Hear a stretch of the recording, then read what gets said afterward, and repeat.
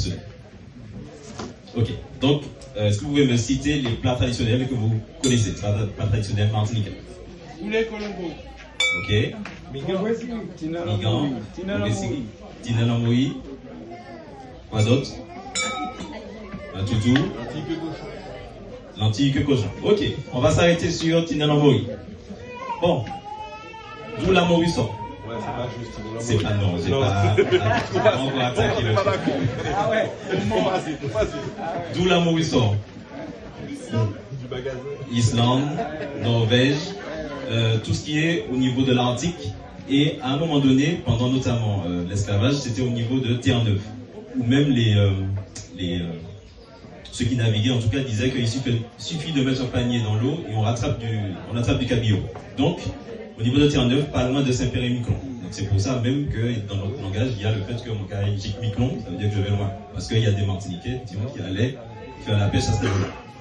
Et il y a des implications qui sont aussi juridiques par rapport à la morue. Donc, ce sont les Basques qui vont développer cette industrie-là, en tout cas au niveau de la France, parce que les Basques dominent au niveau du sel. Ils ont la maîtrise, en tout cas, de la fabrication du sel. Et là, le cabillaud permet d'avoir une chair, en tout cas une protéine, à moindre coût, et en plus qu'on peut conserver longtemps. Il n'y a pas de réfrigérateur à cette époque-là.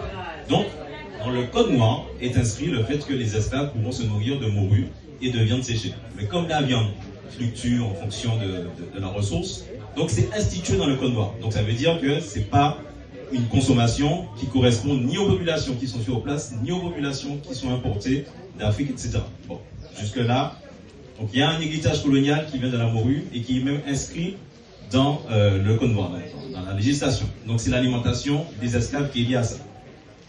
Sauf qu'aujourd'hui, le problème, c'est que la surpêche a fait qu'on a de moins en moins de morue, même au niveau de Terre-Neuve, justement, au niveau du Canada, avec la France. Jusqu'en 1992, il y a un moratoire qui est fait pour interdire la pêche de la morue au niveau de cette partie-là, en tout cas de l'Atlantique. Donc, on va le trouver au niveau de la Norvège. D'ailleurs, tous ceux qui achètent de la morue aujourd'hui voient bien, c'est marqué Norvège un peu partout, c'est impacté dans du plastique. Martine a parlé du fait que c'est dans du plastique et transporté depuis ces régions-là jusqu'ici. Maintenant, il y a un problème de surpêche parce que ça existe depuis le 15e siècle, l'industrie en tout cas de la morue. Donc, on en arrive. Donc, il y a une surpêche, mais il y a aussi le changement climatique qui impacte. Parce que du coup, comme il y a le réchauffement de l'océan, donc les prédateurs de la morue commencent à aller vers l'Atlantique et donc du coup disséminent la population de la morue au fur et à mesure. Et en fonction justement de cette problématique au niveau de l'océan, la dimension même de la morue a diminué au fur et à mesure des années à force d'être pêchée de façon juvénile et en plus le fait que son prédateur est pas loin, donc au fur et à mesure il y a des conséquences sur le vivant. Donc ce qui fait que c'est dans ces régions-là qu'on va trouver de la morue et comme nous sommes une espèce dite la plus intelligente, en plus ce qui est marrant c'est que c'est nous-mêmes qui avons décidé que nous sommes les plus intelligents. Donc, bon, il n'y a plus de ressources, il y a le changement climatique qui intervient. Donc, c'est les 20 dernières années qu'on commence à se rendre compte qu'il y a les deux facteurs. Il y a la surpêche du cabillaud, mais il y a aussi le changement climatique qui fait qu'il y a de moins en moins de ressources en morue. On s'est dit, on va faire des élevages. Bon. Ça va être la transition vers la troisième partie, mais je vais juste passer sur le fait que la deuxième problématique de la morue, c'est la pêche. Et le plus souvent, ce sont des chalutiers qui pêchent la morue. Donc, je rappelle rapidement un chalutier. Vous avez le sol ici. Le filet descend au niveau du sol, il va racler absolument tout ce qu'il peut trouver dans cet écosystème-là, il va le ramener à la surface. Donc déjà, on va essayer de faire une comparaison, parce que comme on est l'espèce la plus intelligente, on est aussi capable d'empathie, logique.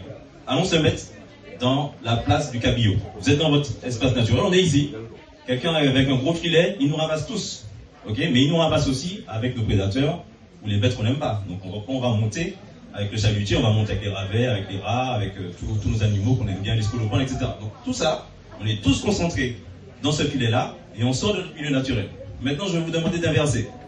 Le cabillaud, du coup, le poisson, il est dans un milieu où il est oxygéné, ou voilà, son milieu naturel.